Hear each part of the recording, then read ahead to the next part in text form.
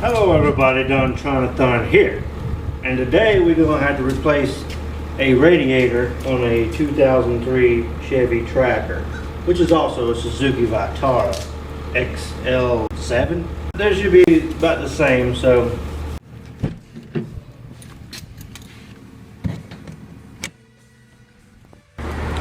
normal mountain things are a little bit different here.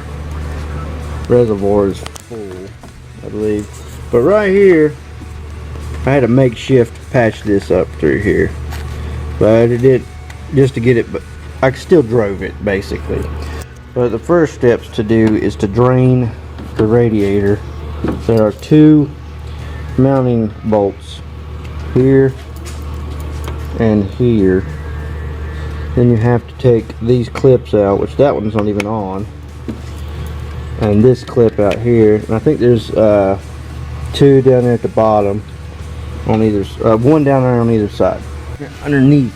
But if you look up right here on the radiator, right here is your cap. Not for sure if there's any antifreeze still left in the radiator, but just in case you need a pan down here to catch it, so we'll do that.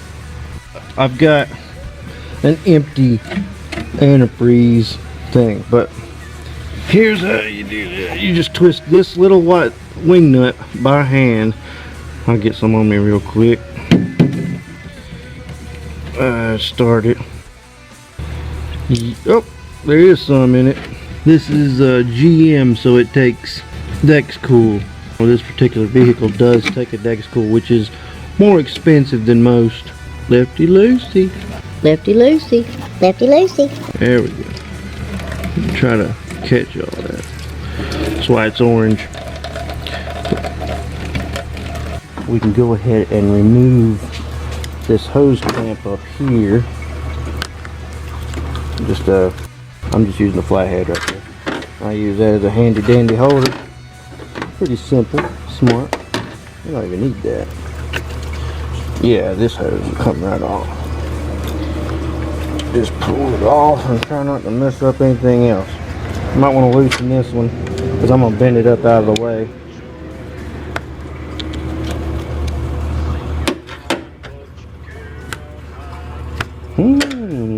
Yes, because I just replaced it not too long ago, so the new radiator does not come with the radiator cap. It's 16 pound. I'll go ahead and remove this, which goes to your reservoir. This may or may not be in the way. You can remove it if you want. It just slides up and down, but I'm gonna leave it. Next is to pop this sucker off. Be delicate with it and try not to lose it. And that's how they come off. Then your shroud comes off. This one's already done. I think the one on the bottom of that one's gone. There's one down there. Get that one. Move these while we're up here. It's a 3/8. That one and this one right here. Got to disconnect your transmission coolant line, and there's a bottom antifreeze hose. I'll show you that next. The hose is the bottom antifreeze, and then this is your transmission coolant line. This one, luckily I got this right here and I just unhooked this, but this sucker's still draining. We'll get to that in a second, but just loosen it up, and you may have to pry it off. You know, it'd be pretty easy. It's hard to do with a phone in your hand. This is how I got this. I use these pair of pliers and just pry against the old radiator, and it pushes that hose out of the way. Of course, there was going to be some of that. So now that's out of the way. Wish I had a different pair of pliers. Unclamp that sucker, slide it back, and remove this off. And there's one more down here. Where's it at? Yeah, well, right there. take that off.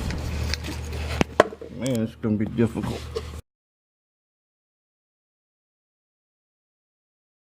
You see what I'm doing?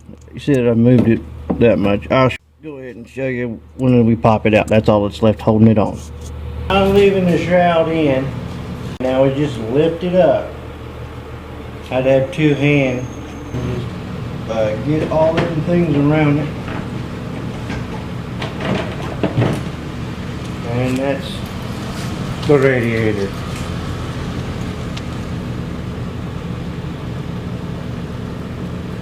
Now we get the new one.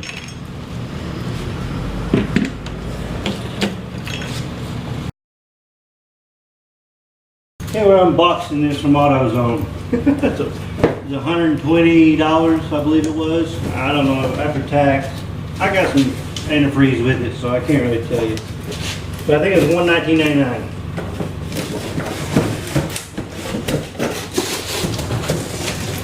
Comes with an installation sheet, which is the reverse of what we just did. They packaged it with styrofoam block. And they're plastic. That's what's the problem with these things. It's all plastic. That's why they bust.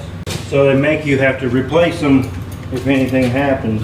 Like you could weld these back together, but this was such a massive crack, it was just going to break again anyway, bust again. Go figure. One more thing while you're removing all these things off of the new radiator, be sure to collect these little rubber things, shock absorber things for you off the old one. They'll just pop right on the new one. Same apparatus with the new one. That's it. Just pop them on. What can you do?